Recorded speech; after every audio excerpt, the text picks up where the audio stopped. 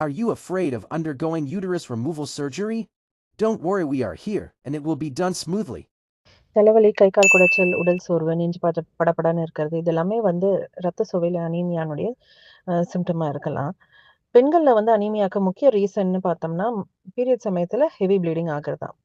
இந்த மாரி heavy ப்ளீடிங்க கிரானிக்கா women ignore பண்ணிடுவாங்க. இது நார்மல் நெனச்சுக்குவாங்க. இல்ல மெனோபாஸ் சமயத்துல இப்படிதான் ப்ளீடிங் ஹெவியா போகும் அப்படின்னு நெனச்சுக்குவாங்க. ஸோ இந்த சிம்ப்டம்ஸ இக்னோர் பண்ணறதுனால தான் ரத்த அளவு ரொம்ப கிரிட்டிக்கல் லெவலுக்கு குறைஞ்சிரும். கிரிட்டிக்கல் லெவலுக்கு குறையும்போது ஹார்ட் ஃபெயிலியர் வரலாம். இல்ல உயிருக்கே அது பாதகமா இருக்கலாம். ஹெவி பீரியட் ப்ளீடிங்க்கு காரணமா இருக்கக்கூடிய ஃபைப்ராய்ட்ஸ், மயோசிஸ், எண்டோமெட்ரியல் இஷ்யூஸ் நெறைய பெண்கள்ல இதனால வரக்கூடிய சிம்ப்டம்ஸ நம்மளால மெடிக்கல் மேனேஜ்மென்ட் மற்றும் இன்ட்ராயூட்ரைன் டிவைசஸ்னால கண்ட்ரோல் பண்ண முடியும்.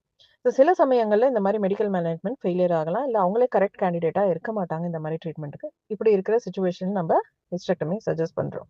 Hysterectomy uterus removal surgery. So இந்த சர்ஜரினால பெருசா கான்சிக்வென்சஸ் ஒண்ணும் கிடையாது. பெண்கள் பொதுவா இந்த சர்ஜரி நினைச்சு ரொம்ப பயப்படுவாங்க. அதுக்கப்புறம் நம்ம உடம்பு வீக் ஆயிடுமோ, வெயிட் போட்டுருமோ, காம்ப்ளிகேஷன்ஸ் ஏதாவது வந்துருமோ அப்படின்னு ரொம்ப பயப்படுவாங்க. So hysterectomy is a pretty safe surgery with very less consequences. So hysterectomy can be life-saving and life-altering for a lot of women who have heavy period issues.